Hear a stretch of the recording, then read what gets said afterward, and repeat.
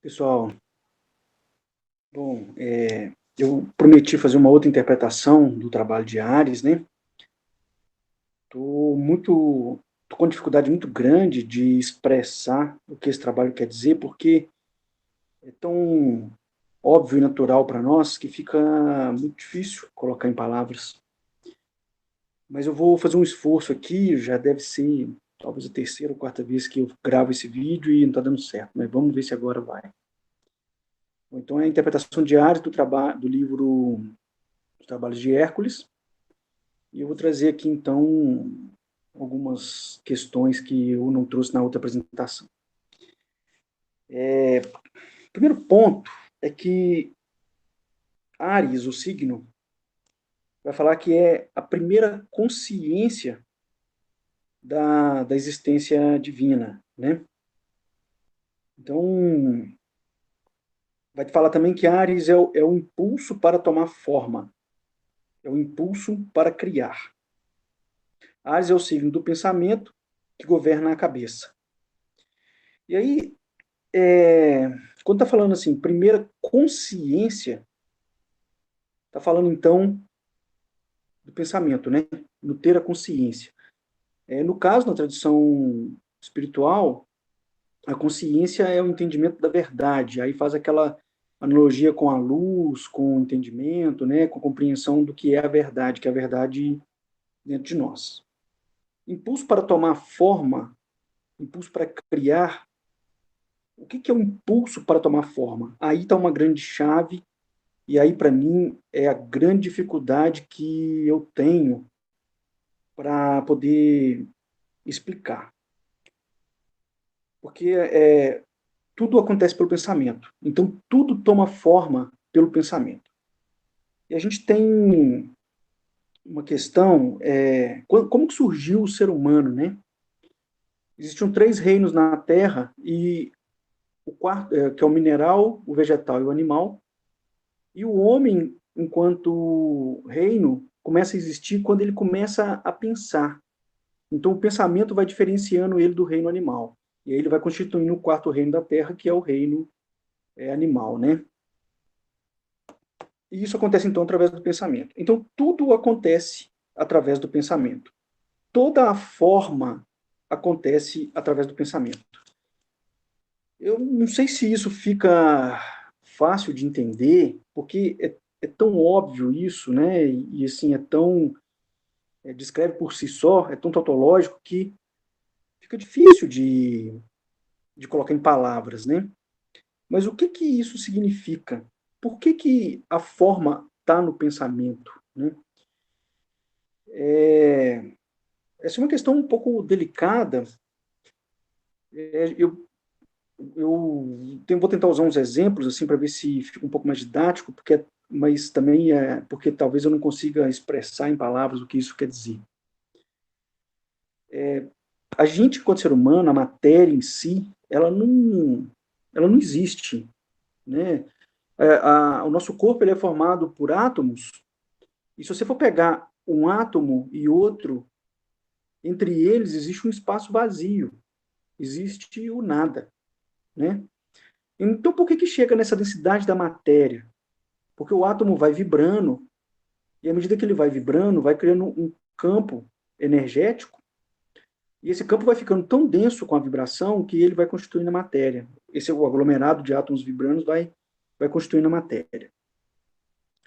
E a gente enxerga, então, as coisas que acontecem dentro de uma faixa de frequência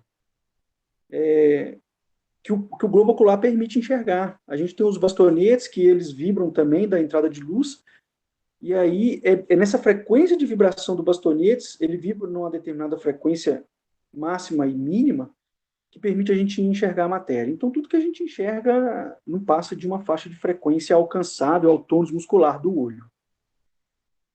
E aí, a gente então vê os objetos, que num primeiro momento, esses objetos são meros objetos. Só que a gente nunca alcança o objeto em si, o puro objeto, a pura matéria, a matéria em si. A gente sempre alcança um significado desse objeto.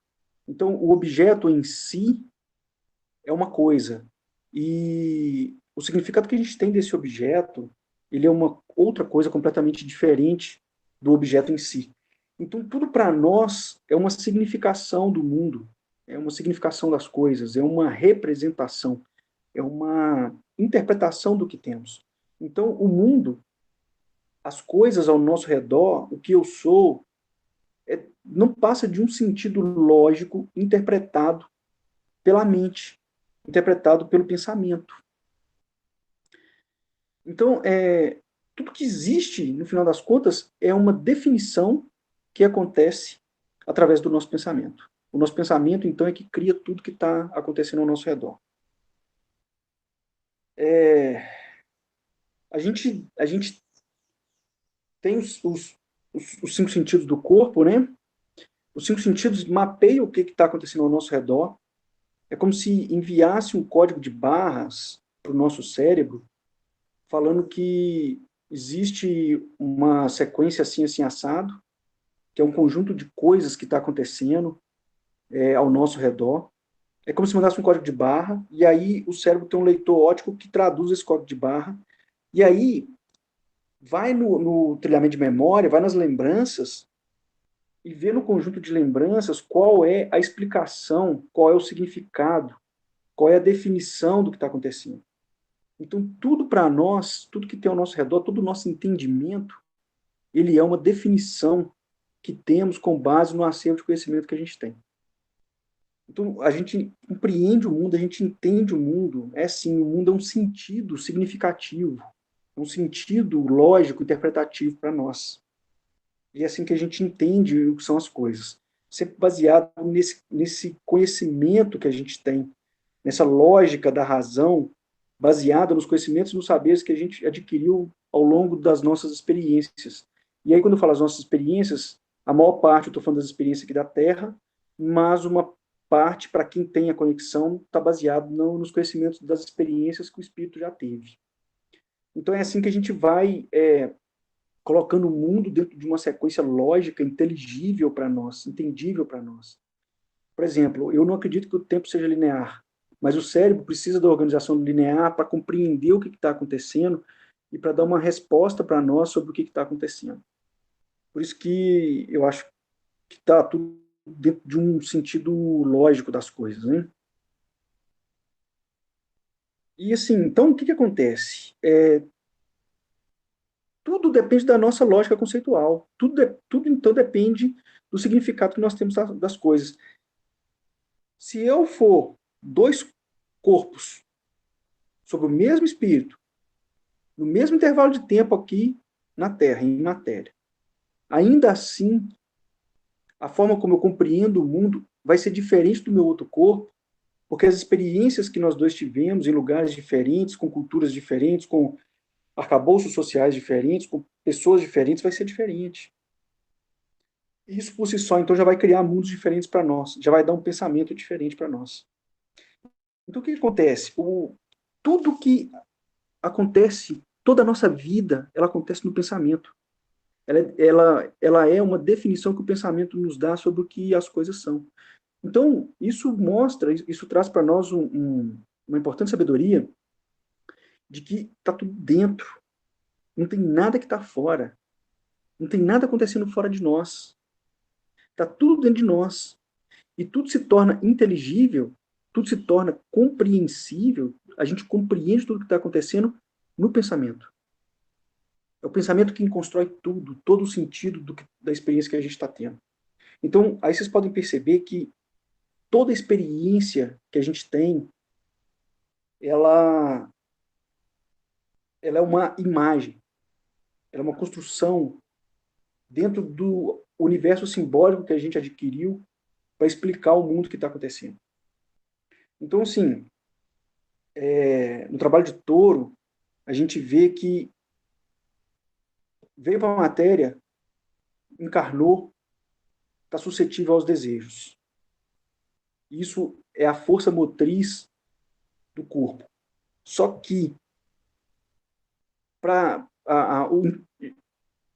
ter a vivência dessa força motriz, já tem que ter um entendimento do que está acontecendo. O entendimento vem antes.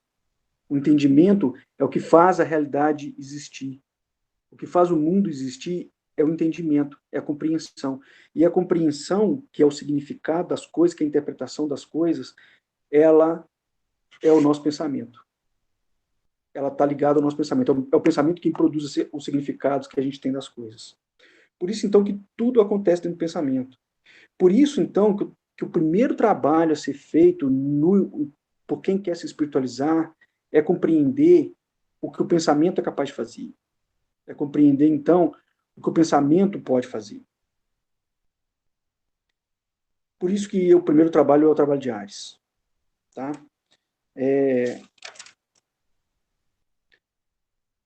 Assim, isso é um negócio muito difícil de explicar. Eu estou aqui agora, deve ter uns 10 minutos falando, e isso me dá uma sensação de que não foi bem explicado. Eu não sei se está entendível isso, né? Mas assim, eu não tenho muito mais como colocar. Não sei mais assim como falar. Eu ficaria aqui enchendo linguiça para poder falar, porque é tudo o entendimento. A primeira coisa que temos sobre o mundo é o entendimento, e a última coisa que temos também é o entendimento. Tudo é um entendimento, e o entendimento está ligado ao acervo de conhecimento, aos saberes que a gente possui, ao conhecimento e à sabedoria que a gente tem.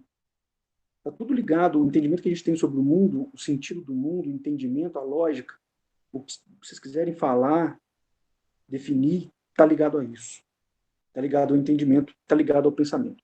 Então, a primeira coisa que quem quer se espiritualizar precisa entender é que está tudo no pensamento. O pensamento é quem produz tudo, tudo. Tudo que está acontecendo com vocês é fruto do pensamento. As dificuldades que a gente tem na vida é fruto do pensamento. A nossa dificuldade de se espiritualizar é fruto do pensamento, que vem de uma lógica patriarcal, muito ungida pela representação cristã das religiões, que não é possível, que não se pode, que a matéria não existe. Tem um discurso da filosofia e da ciência que foca no objeto, no físico, na matéria, e descarta a abstração, descarta o espírito. Mas isso tudo só acontece porque é uma lógica de pensamento. É o que o pensamento acredita.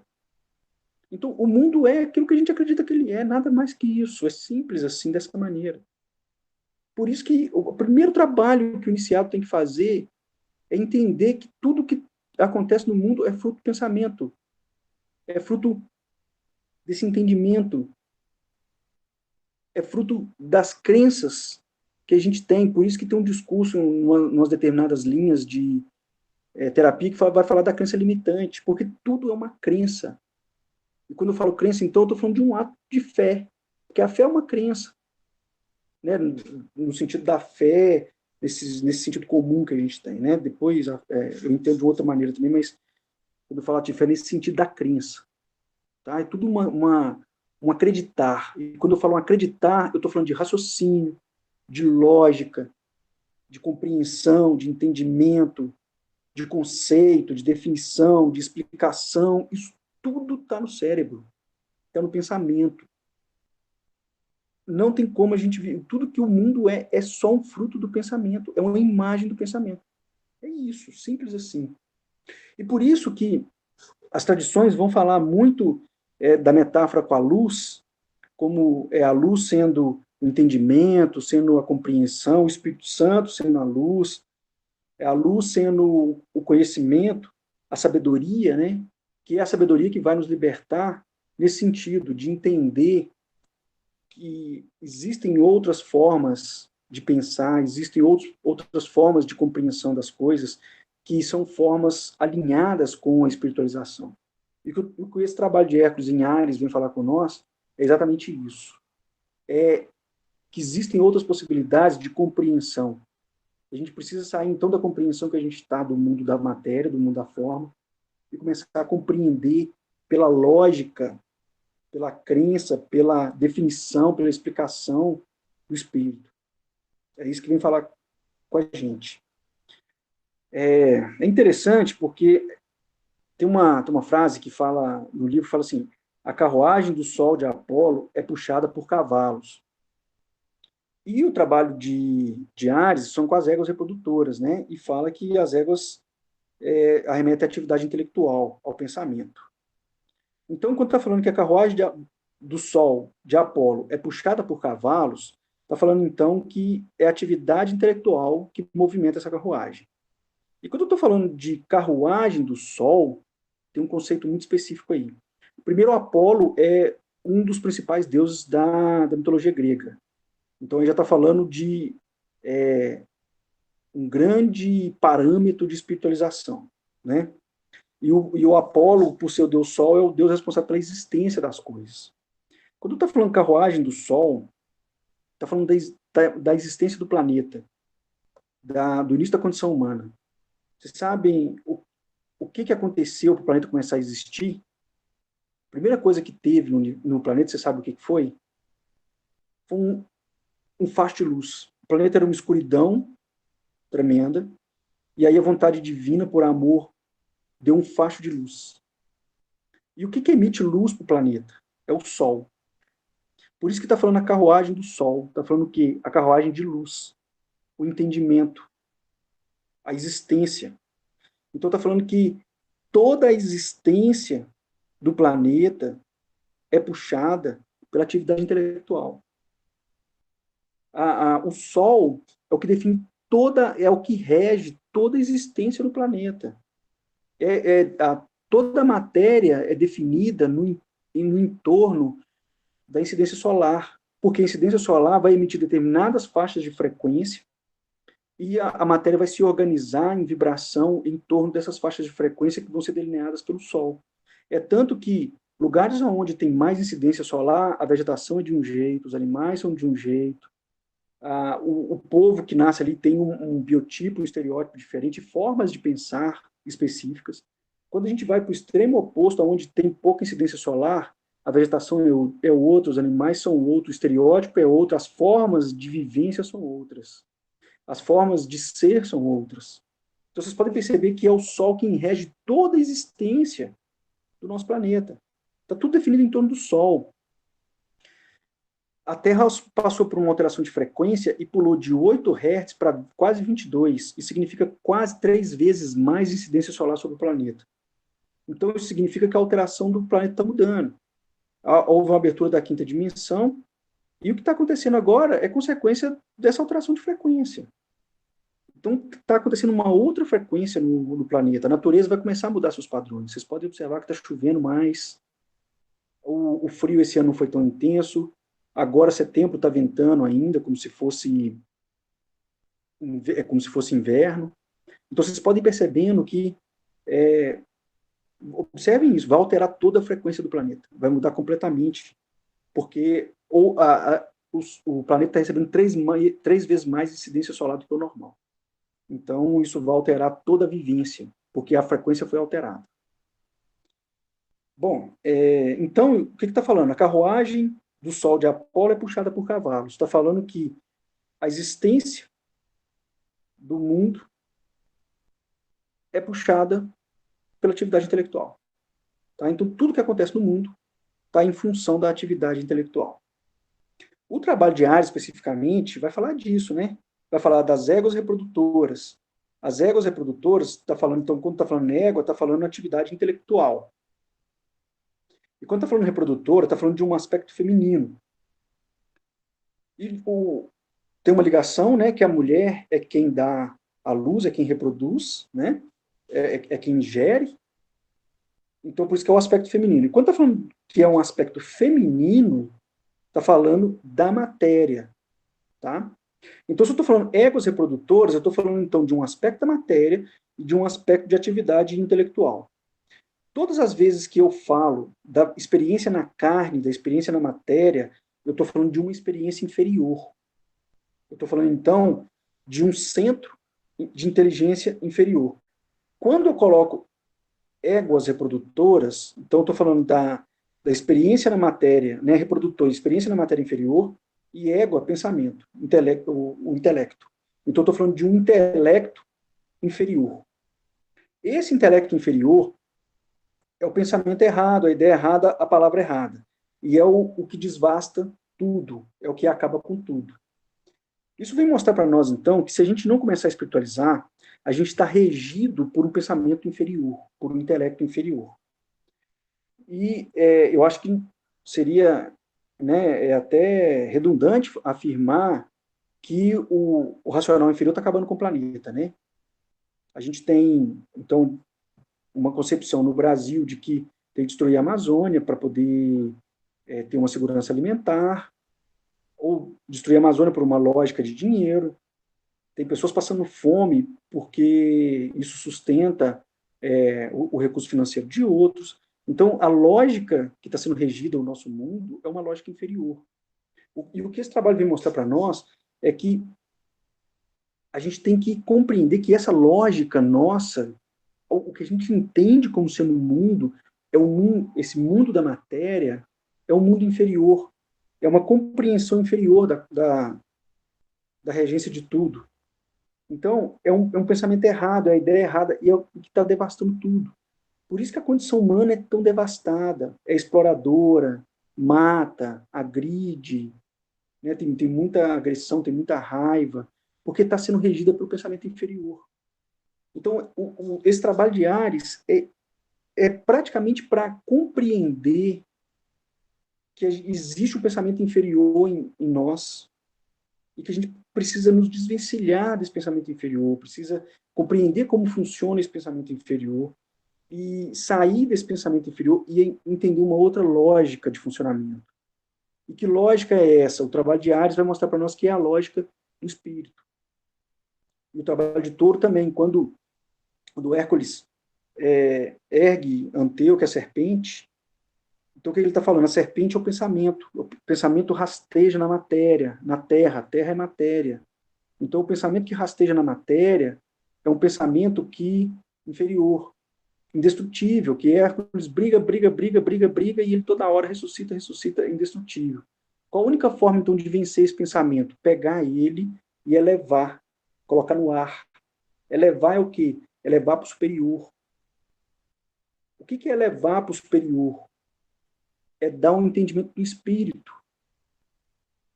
Por isso Jesus falava, eu sou o caminho, a verdade e a vida. Qual que é a verdade da vida? Qual que é o caminho da vida? Ele, enquanto filho mais próximo do Pai, como parte, como Deus na Terra, não vou falar carnificado, porque não era corpo místico, né? Então, enquanto ele, Deus na Terra, está mostrando, então, qual é o caminho, essa elevação para o pensamento superior, para seguir um pensamento superior, para seguir uma lógica superior. A gente tem três verdades, né? Relacionada, né, tudo é trindade. Então, a gente tem uma verdade que é a lei, e isso está falando no trabalho de Touro. A gente tem uma verdade que é a lei. O que é essa lei, então? É aquilo que o, a natureza tem como verdade, né? A lei superior, a lei de Deus. É a melhor forma de se viver que o ser humano precisa aprender para poder se espiritualizar. E essas leis, elas estão presentes na natureza. São as leis da natureza. A natureza é a mais pura manifestação de Deus na Terra. Então, está presente na natureza. A gente tem a verdade social, que é a verdade socialmente determinada, que a gente tem que seguir ela, e a gente segue de uma maneira inconsciente.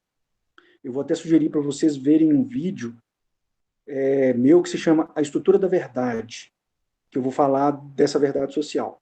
E aí a gente tem a verdade subjetiva, a verdade do eu, que é essa verdade que está sendo falada aqui no trabalho de Hércules, né, no trabalho de Ares, que é o que eu estou tentando trazer aqui, que é tudo fruto do pensamento, que é essa verdade minha sobre o que é o mundo, que é a minha interpretação sobre o que é o mundo, é a forma como eu compreendo o mundo, é a forma como eu enxergo o mundo. Tá? Então, assista esses vídeos lá. A verdade, a estrutura da verdade, tá? Que eu vou discutir um pouco essa verdade social. E aqui, esse eu. Como que eu compreendo o mundo? Vai passar pela verdade social, e eu tenho que ter como referência essa verdade da natureza, essa verdade superior. Porque a verdade do eu, que esse trabalho vem falar, é que essa verdade do eu, ela está baseada numa verdade inferior. nessa verdade que é errada, nessa verdade que devasta tudo. Eu não gosto muito do certo e do errado, né? Mas aqui a gente está falando de um sentido mais espiritualizado, né? Então eu preciso alinhar a verdade do eu com as verdades do espírito, com essa verdade superior, com essas leis que estão regidas na natureza, que a natureza apresenta para nós o que são essas leis. É isso que esse trabalho vai falar, basicamente. Eu preciso, então, abrir mão da minha verdade para começar a viver em coerência com uma verdade superior, que é a verdade do espírito. Só que, como tudo acontece pelo pensamento, então significa que a forma como eu enxergo as coisas, as lógicas que eu uso para entender o que são as coisas, o funcionamento das coisas, para entender o que está acontecendo, é inferior. Por isso que eu estou falando que está errado assim, porque não é a lógica de fato, é uma lógica estritamente material. Está dentro de uma lógica muito material, de uma explicação lógica dentro da própria matéria. É a matéria pela matéria. É a explicação da matéria pela matéria. E o que esse trabalho vem falar é, vocês precisam abandonar isso. Vocês precisam agora colocar dentro de vocês uma verdade acima. E essa verdade é regida por determinadas leis que a gente tem que aplicar na nossa vida. Então, por isso que vai falar que o aspirante começa seus trabalhos quando ele realmente se torna um pensador, em plena consciência. Esse pensador, em plena consciência, é aquele que tem uma coerência com o espírito, com a verdade do espírito, com a lógica de enxergar o mundo pelo espírito. Então, o primeiro passo para a espiritualidade é organizar o pensamento. Claro, porque se o pensamento é o que produz tudo, é o que define tudo, eu preciso organizar meu pensamento para enxergar a verdade espiritual. Eu preciso, então, derrocar as minhas lógicas materiais, as lógicas dos homens, que é essa lógica que produz essa verdade que está no planeta, a verdade de capitalista, de exploração, de morte, de domínio, de poder. Eu preciso destituir esse entendimento das coisas, essas éguas reprodutoras, né? Eu preciso destituir isso para eu enxergar a verdade espiritual. E eu não vou conseguir entrar na verdade espiritual se eu não destituir esse pensamento. Se eu não começar a compreender que a forma como eu enxergo o mundo está errado, não me cabe, não me faz bem, eu não vou conseguir dar lugar ao espírito. Eu não vou conseguir esvaziar minha mente para poder dar lugar às explicações do espírito. Se eu tiver apegado demais às minhas explicações, ao meu eu não consigo enxergar quais são as explicações do espírito. Aí eu não consigo produzir uma imagem do mundo à luz do espírito. Eu não consigo ver o mundo à luz do espírito. Eu fico vendo o mundo somente à minha luz, sempre à minha luz. Então, para enxergar essa verdade espiritual, a primeira coisa que precisa fazer é reconhecer a matéria e a forma. Por isso, então, que vem Cassiopeia, a primeira constelação do trabalho. Cassiopeia é a rainha entronizada. Quando eu estou falando, então, rainha, eu estou falando de novo, né? Mulher, um aspecto feminino, que é a matéria, o corpo, né? Entronizada é a mulher dominadora, é o pedestal da dominância. Então, o que está falando, então? Rainha entronizada, né? Está falando, então, matéria no pedestal, matéria na dominância, a dominância do corpo. Então, para nossa existência espiritual, a gente precisa do corpo, é o domínio do corpo. O nosso espírito, ele só evolui, ele só aprende o que ele precisa aprender através da experiência com a matéria. Então, é a experiência com a matéria que fornece ao espírito a, a, a evolução que ele precisa, as experiências necessárias para ele entender o significado das coisas para ele, para poder fazer a evolução espiritual, para atingir o lugar que ele precisa atingir. Então, a Cassiopeia, a rainha entronizada, ela está falando então do reinado da matéria, né? Da gente entender que para ter desenvolvimento do espírito, precisa da matéria, que está acontecendo pela regência da matéria. Só que tudo que a matéria entende como sendo um acontecimento, como sendo um mundo, é definido pelo pensamento. É o que a gente acredita, é o que a gente vê, é a maneira como a gente vê. E é por isso que está falando que Cassiopeia está sentada junto a Cefeus, né, que é o definidor da lei.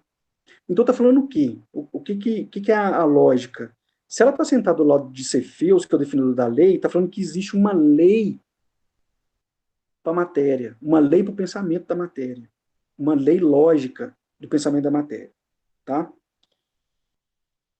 Então existe um reinado das leis da matéria. Então a matéria, ela tem a lei da própria matéria. E aí a gente vai perceber, então, que vai ter a lei do pensamento, que vai ser essa verdade social, essa definição social do que são as coisas, que a gente baseia na definição social para criar a nossa própria verdade, o nosso entendimento do que é o mundo. Só que aí, essa lei, ela está regida pela metáfora de Cetus, que é o monstro marinho devorador de peixes. Essa lei do pensamento. O que é o monstro marinho devorador de peixes? Quando Jesus esteve na Terra, o planeta estava sendo regido pela era de Aquários. Então, aqueles que eram discípulos de Jesus, que eram os iniciados de Jesus, eram simbolizados pelo peixe. Então, o peixe representa a alma, porque eram pessoas que, os iniciados de Jesus, eram pessoas que eles tinham regência na matéria em acordo com a alma. Tá? Então, o peixe, ele representa a alma, ele simboliza a alma. E Jesus dá aquela parábola que Jesus vem andando sobre o mar, que aí mostra que é um corpo místico, né? Não tem matéria. Ele vem andando sobre as águas e os homens estavam pescando. E Jesus fala onde estava o peixe. Está falando isso. Jesus fala onde estava a alma, aonde estavam os ensinamentos necessários para que os homens eles tivessem, eles fossem regidos de acordo com a alma. Então é essa metáfora. Então, Cetus representa o mal que procura destruir a alma encarnada, né? Que é a alma encarnada na matéria. Então, é o devorador de peixes, é isso. É aquilo que devora a alma, Cetus é o devorador da alma, que não permite a nós ter o contato com a alma e nos mantém estritamente na matéria. E o que devora a nossa alma, então? O que não permite a gente chegar nessa alma? É a ilusão, a miragem, o intelecto inferior. É essa verdade do eu que eu estou falando. Esse pensamento de como as coisas funcionam, do que as coisas são. É o intelecto inferior. A forma como a gente compreende o mundo. A forma como a gente enxerga o mundo. Eu vou fazer um parênteses aqui para explicar brevemente essa questão do social, tá? Da verdade social. Porque o que acontece? A gente tem hoje o positivismo, que é o primado da ciência. E o positivismo, ele vai trazer para nós, ele é regido pela filosofia, e a filosofia kantiana e do Kant, e a filosofia é a lógica do entendimento do mundo, que é dado para o ser humano, né? Então, o que a gente entende como ser no mundo é uma lógica conceitual. E o positivismo, como primado da ciência, tem essa primazia das ciências naturais. Quando eu falo das ciências naturais, eu estou falando da matéria em si. E um dos grandes focos do positivismo é o fato empírico. O fato empírico vai falar, então, que a verdadeira base do conhecimento é aquela base empírica, material. E aí, o positivismo ele vai ser todo regido, então, pela verdade da matéria. Aí vocês podem ver empírico igual a matéria. Então, a própria ciência nossa, que é a base de todo o conhecimento que a gente tem, e eu afirmo uma coisa para vocês, a maneira como a gente enxerga o mundo tem uma grande responsabilidade da ciência nessa maneira como a gente enxerga o mundo. E por isso que eu estou trazendo isso aqui. É uma base material, é uma explicação da matéria pela matéria. Por isso que a gente tem física, biologia e medicina como as grandes ciências para explicar o que é o mundo. Então, as ciências que são baseadas nisso, elas são tidas como referência. Tanto que a medicina, o médico, tem a função social que tem, a importância, né, que tem. Então, aí vocês vão percebendo, né? Então, é uma ciência que ela vai estar muito ligada a leis causais e vai estar falando do domínio. Então, vocês podem ver que justifica a necessidade do homem, do domínio, né? Vai falar sobre o domínio sobre os fatos. É uma fé na matéria, uma crença na matéria. Não aceita abstração. Então, as ciências humanas, por exemplo, elas são super... Tem um preconceito muito grande com elas, porque está falando do humano, está falando da abstração. Então, quando fala não aceita a abstração, está falando então que não aceita a alma, não aceita a lógica do espírito. Por isso que grandes cientistas, médicos, são muito, o pessoal vai fazendo doutorado, essas coisas, eles vão indo para um lado do ateísmo mesmo, de não acreditar na alma, de não acreditar no espírito, porque eles vão entrando numa lógica material muito forte, que é a explicação da matéria pela matéria. Tudo é causa e efeito dentro da matéria. Então, a medicina, se você tem uma doença, uma gripe, ou um câncer, ela tem uma explicação dentro da matéria. Só que no mundo espiritual a gente sabe que tem uma ligação que a doença no corpo físico começa no espírito. Mas aí não se aceita essa lógica. Não se aceita isso, porque quando fala que a doença começa no espírito, eu estou, então, negligenciando a matéria. Estou negligenciando a matéria, a lógica pela matéria. Né? Então, eu estou saindo da objetividade. Essa ciência, esse primado da ciência, ela tem uma exclusão da metafísica, né? Que é esse lado abstrato da alma, do espírito, e tá muito dentro da função matemática, né? Que a função matemática ela é interessante porque você tem a variável dependente e a variável independente. E como que funciona? Se você controlar as variáveis independentes, você determina o resultado, né? E aí, o que eu falo, então? Determina o resultado, eu estou falando, então, de uma questão de futuro. Então, se eu controlar as variáveis agora, eu determino o futuro. Uma espécie, é o domínio, né? É o desejo do homem de ser Deus, de poder tudo. E para eu controlar as variáveis independentes, por mais que elas sejam independentes, eu preciso olhar para o passado, para poder entender o passado e prever o futuro e controlar o futuro. Então, vocês veem que essa lógica nossa, né, que a gente fica sempre ou apegado ao passado, ou determinando o futuro na ansiedade e nunca está presente, está dentro do conceito da filosofia da ciência. A ciência em si é isso purinha. Né? Eu posso falar isso, eu tenho doutorado, então eu estudei muito essas coisas, eu sei de onde vem isso.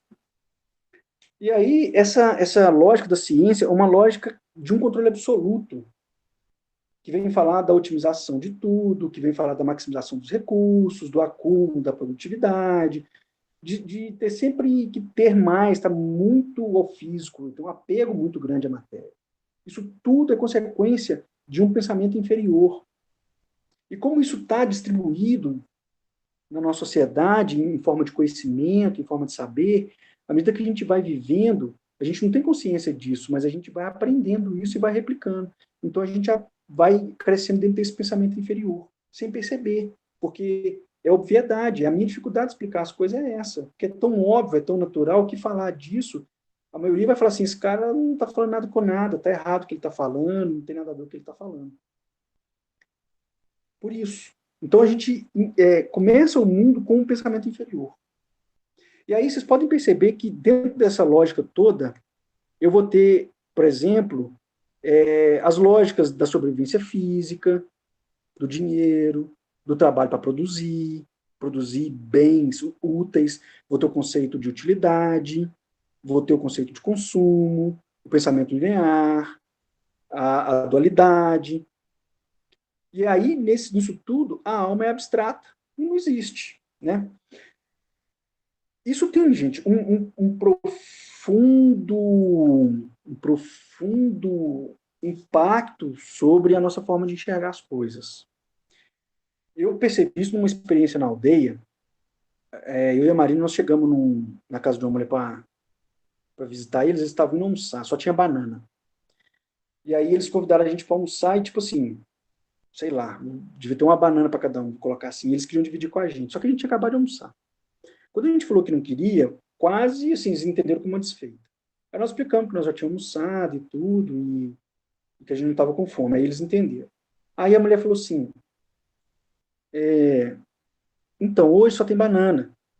Mas tá bom, né, meu filho? É assim que as coisas são, né? Hoje a natureza está cuidando de outra coisa.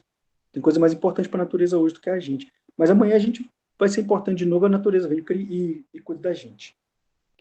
Então vocês estão percebendo que, por mais que não tivesse o alimento, não tem aí o significado de escassez, mas em nós tem um significado profundo de escassez, e o dinheiro é o que mais traz isso, porque o dinheiro, quanto mais tem, mais você quer, mais escasso ele é, mais escassez você sente. E aí, nessa lógica científica, né, nessa lógica da nossa verdade social, de otimizar as coisas, de maximizar, de ter que economizar recurso, que os recursos são escassos, a gente está sempre vivendo a escassez.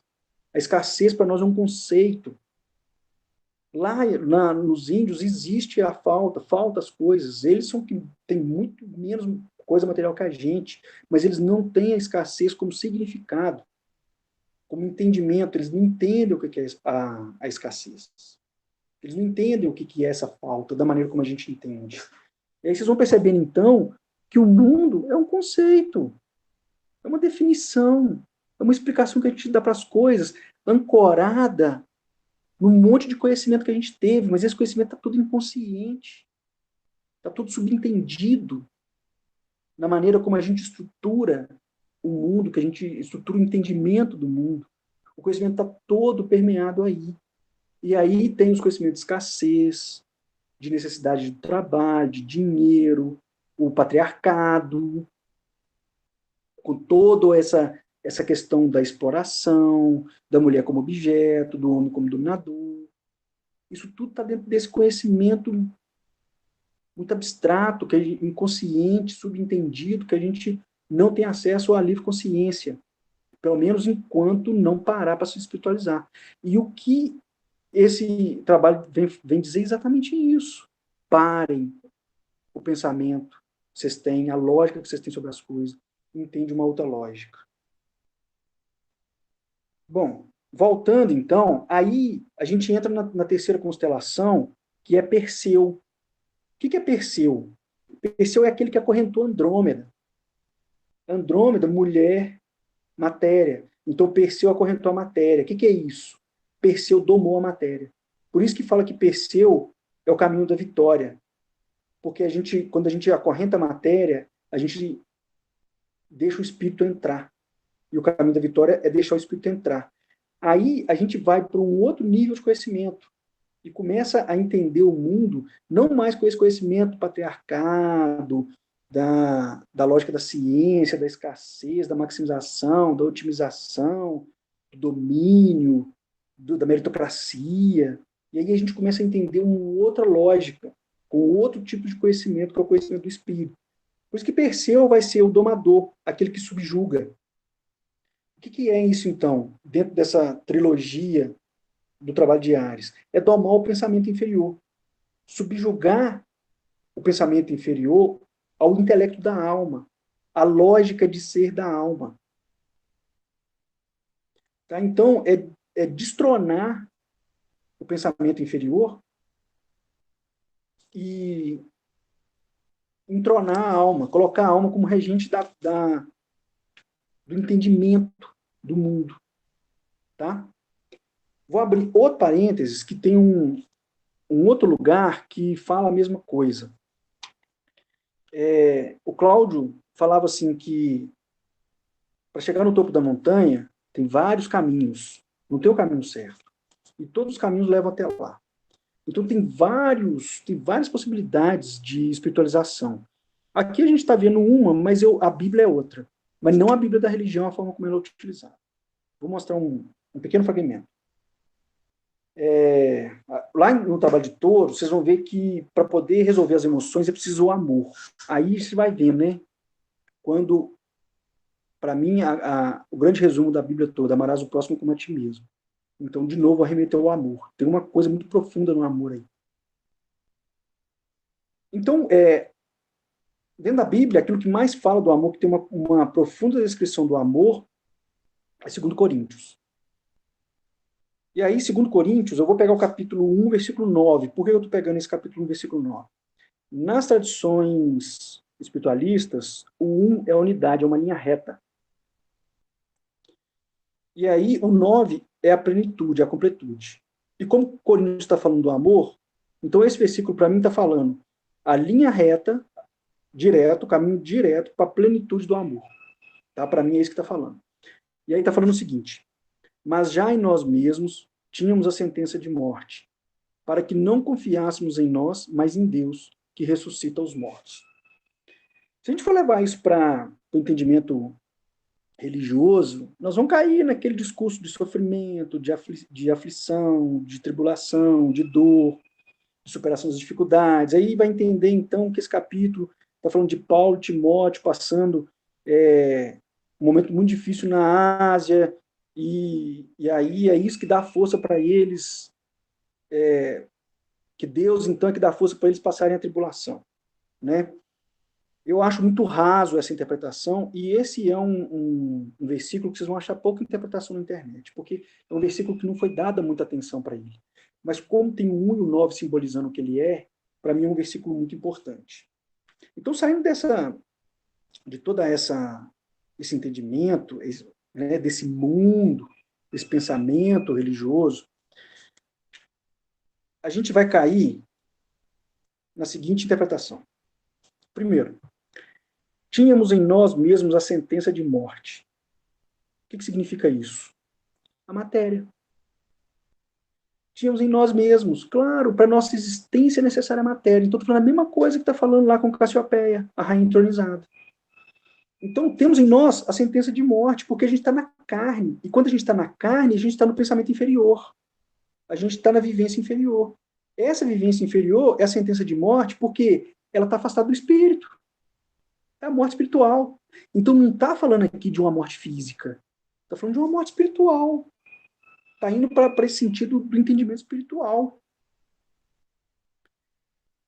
E por que tínhamos em nós mesmos a sentença de morte? Está falando que a gente está na carne, a gente vem com o pensamento inferior.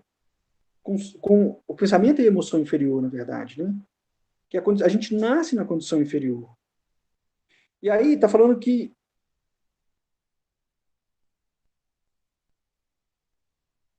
e aí depois vai falar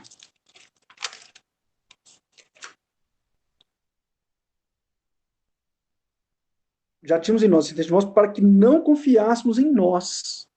Por que não confiar em nós? Então o que está falando? Está falando a mesma coisa do trabalho de Está falando assim, não acreditem nesse mundo que vocês enxergam. É um mundo inferior. Para que não confiássemos em nós. Que é isso, então? Para que não confiássemos na interpretação da matéria pela matéria, igualzinho a ciência faz. Para que não confiássemos nesse pensamento inferior, nesse entendimento do mundo inferior, mas confiássemos em Deus, que ressuscita os mortos. Está falando o quê? Confiar em Deus, o que é a metáfora de Deus? É o Espírito Santo. É a lógica espiritual, a vivência espiritual. Então, o que ressuscita os mortos? Né? O que tira da morte? A vivência espiritual, a verdade espiritual, que é a verdade de Deus, que está manifesta na natureza. Então, vocês podem perceber que é outra fonte, completamente diferente, eu falando a mesma coisa. E 1 e 9, o caminho direto da completude do amor. Então, para a gente entender o que é esse amor, a gente tem que sair desse entendimento do mundo da matéria inferior e começar a ter esse entendimento do mundo espiritual. É isso que o trabalho de Ecos vem falar de modo geral, que a Bíblia está falando, que o Coríntios está falando. Que, então, a gente tem que sair dessa forma de entender o mundo, do pensamento, da forma como a gente compreende o mundo, da forma como a gente entende o mundo. A gente tem que sair dessa lógica e entender uma outra lógica. Né? Bom, então, partindo já para as conclusões, a gente tem, então, que as éguas reprodutoras são ideias, conceitos, as teorias que são concebidas, que explicam, que definem o que é o mundo. E elas estão aí, soltas no mundo, devastando tudo, destruindo tudo. Né? E como a gente assimila isso como conhecimento para produzir a nossa verdade, e tudo acontece só dentro de nós, dentro do nosso pensamento, tudo aqui dentro, não está fora, a gente adora falar que está fora, né? Tudo, para nós, tudo é culpa do externo. Deus, inclusive, é algo que está fora de nós e que manda em nós. Né? Não é que está dentro, não. Eu, no meu caso, eu sou filho de Deus, igual Hércules, né? Está falando o tempo inteiro. O homem, mas que também é filho de Deus. E eu sou também, igualzinho o Hércules. Estão entendendo? Por que toda hora repete isso? Porque a gente é filho de Deus. Só que a gente enxerga Deus como um ser superior, lá em cima, mandando em nós. E não é, está aqui dentro. Na forma como a gente interpreta ele, na forma como a gente entende ele pelo pensamento, na forma como a gente explica Deus pelo pensamento. Então está tudo acontecendo aqui dentro. dentro da nossa mente, dentro do pensamento. O mundo inteiro não está do lado de fora, está do lado de dentro da nossa cabeça. E a gente projeta as imagens do que a gente tem dentro, a gente projeta as imagens fora. E aí vai enxergando as coisas dentro dos conceitos que a gente tem. É tanto que se a gente fizer um exercício muscular do tônus do bastonete, as coisas vão desfigurar. Porque o que a gente enxerga, e o que eu enxergo é diferente do que cada um de vocês enxerga, né? Esse cenário que vocês estão vendo agora tem um significado para vocês que tem outro significado para mim. São completamente diferentes. Mas se a gente começar a mudar o tônus muscular, que aí musculatura é exercício físico, então a gente está fazendo um exercício físico para mudar, a matéria vai começar a desfigurar. E as coisas vão começar a subir. Vocês verem que é só uma faixa de frequência mesmo que a gente enxerga, né? Então, eu estou falando isso para o primeiro passo que a gente precisa entender. O que é a mente? E o próprio nome já fala, a mente mente, é uma mentira. E é isso que está tentando falar para nós. A mente é capaz de fazer tudo, é o que produz tudo. E se ela mente, a gente tem que então começar a entender que é uma mentira, essa verdade que a gente fala que é o mundo, e por isso que dá tanta briga, né? Porque a minha verdade é diferente da sua, que é diferente do outro, e aí a gente fica brigando por saber qual verdade é mais verdadeira. E no final das contas, as três são mentiras, porque a minha verdade só para mim que é mentira para o outro, que é mentira para o outro. A de vocês aí é verdade só para cada um de vocês, que é mentira para mim, que é mentira para o outro. E é uma lógica única e específica, a gente nunca vai conseguir explicar o que é a nossa verdade por completo para o outro, porque está tudo acontecendo aqui dentro do pensamento. Tudo aqui. Como se, sabe aquela ideia da Matrix, como se a gente tivesse deitado e vendo toda uma virtualidade e colocada em imagens acontecendo, é como se fosse isso. Tudo acontecendo aqui dentro, numa fração de segundos para o espírito. Isso aqui para o espírito é nada. É um lapso de tempo, poeira cósmica de tempo. 80 anos de uma vida é nada lá fora. Isso não dura um microlésimo de segundo.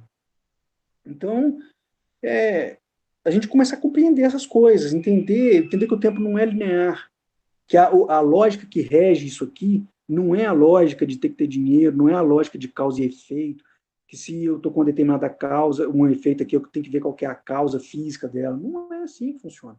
E o que esse trabalho está trazendo para nós é mostrar isso. Falar assim, gente, entende uma outra lógica de funcionamento das coisas. Sai dessa lógica sua, desse mundo que vocês enxergam como sendo um mundo, e se abre para um outro mundo. Vocês ainda não sabem o que é, mas na hora que abrir, o espírito vai vir e vai começar a dar as informações que ele precisa. É esse o recado para nós.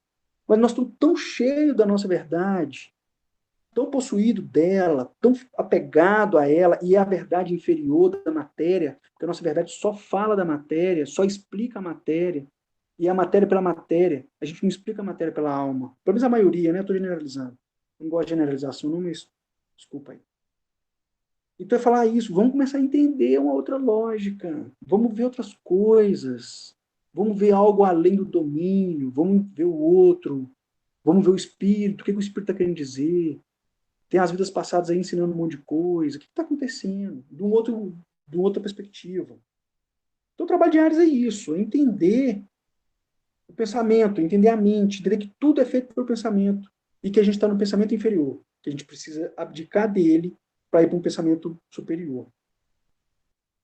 E é interessante porque Ares é o impulso para tomar forma, né? Então, o que toma forma, né? Onde tudo toma forma.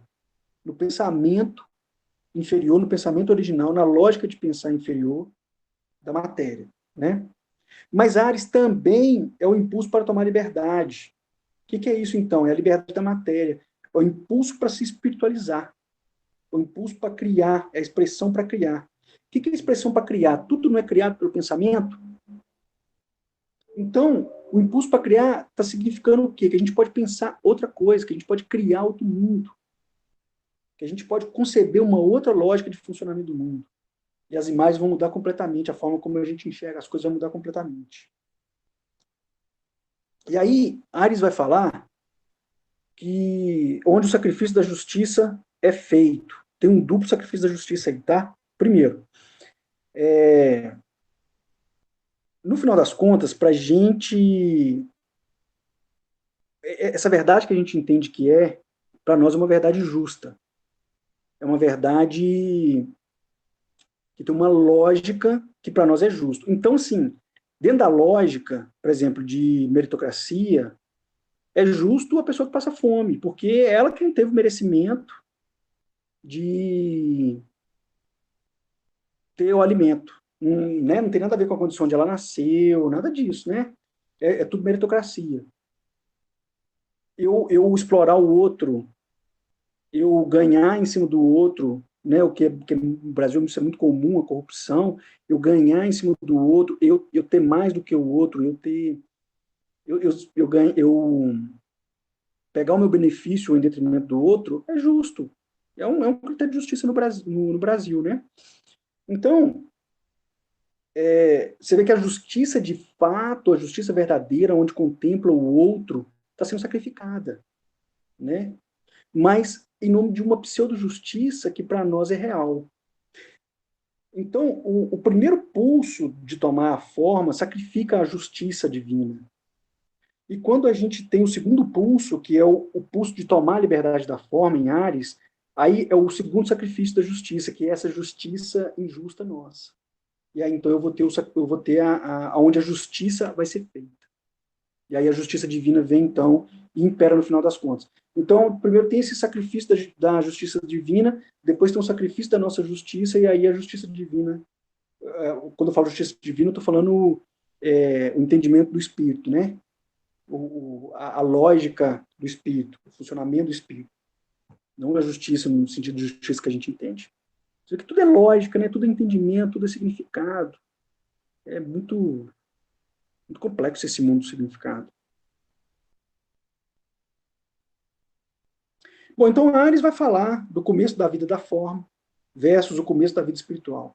A emergência física, quando a gente encarna, versus a libertação espiritual. E aí o Hércules captura as éguas, e aí para Hércules capturar as éguas ele tem que matar Abderes. Abderes como sendo a personalidade, né?